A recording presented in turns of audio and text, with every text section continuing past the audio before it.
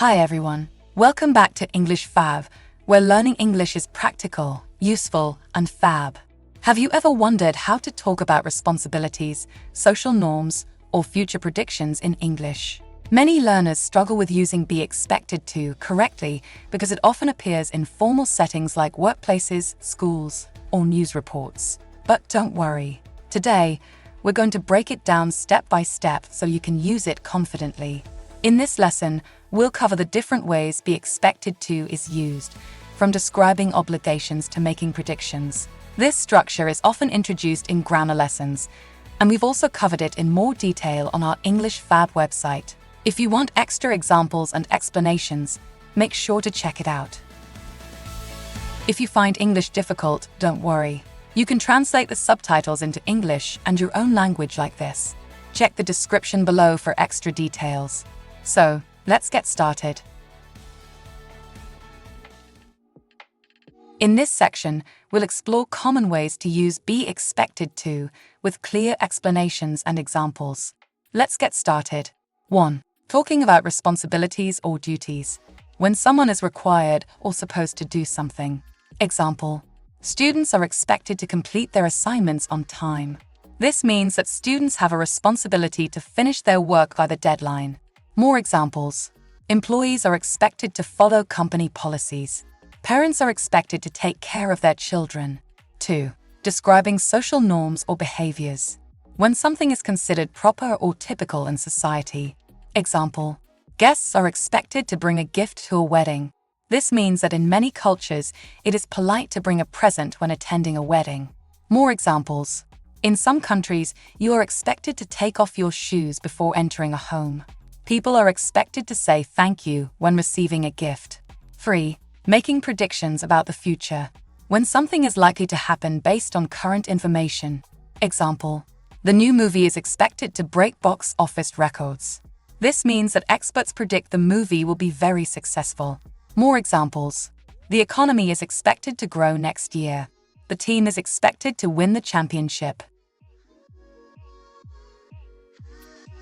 4. Expressing workplace or academic expectations. When someone is required to follow certain rules at work or school. Example: employees are expected to attend all team meetings. This means that workers are required to participate in scheduled meetings. More examples: students are expected to be on time for class.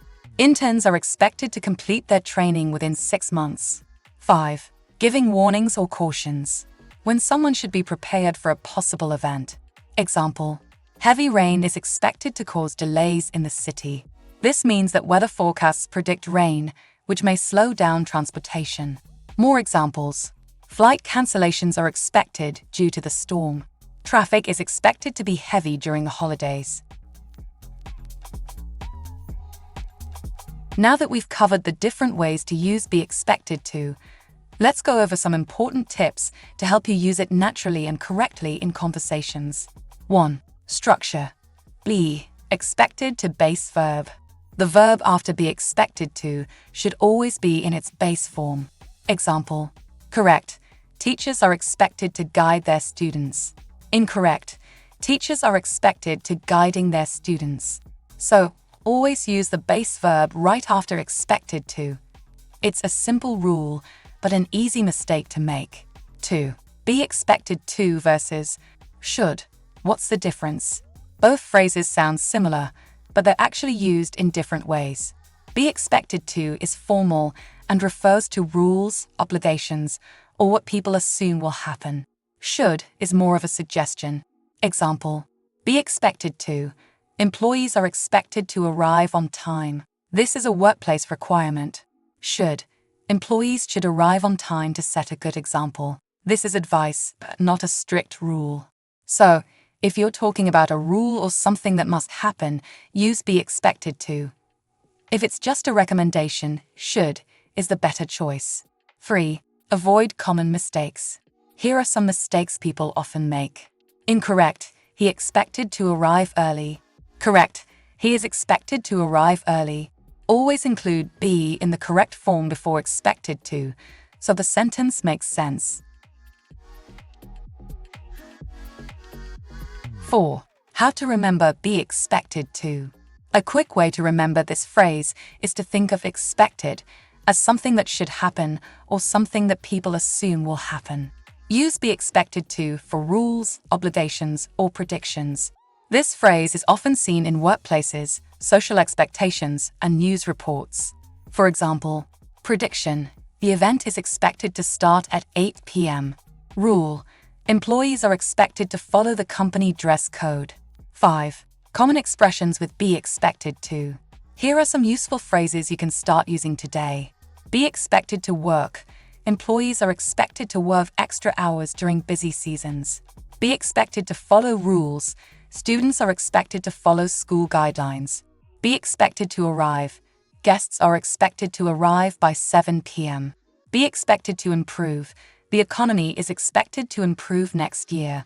Be expected to participate: everyone is expected to participate in the meeting. These are commonly used in workplaces, social situations, and even news reports. Try listening for them in real-life conversations.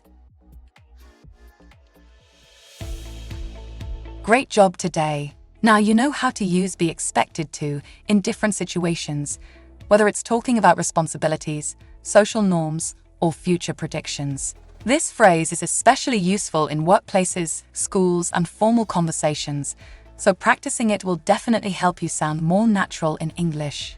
Try listening for this phrase in news articles, workplace emails, or even conversations around you. The more you notice it, the easier it will be to use. And don't forget to practice making your own sentences so you can build confidence using it in real life. Okay, thanks for watching today's lesson on English Fab. I hope you found these English tips useful and feel more confident. Remember, practice makes perfect, so try using these phrases in your daily conversations. If you enjoyed this video, don't forget to give it a thumbs up, share it with your friends, and subscribe for more Fab English lessons. Until next time, keep practicing and stay fab.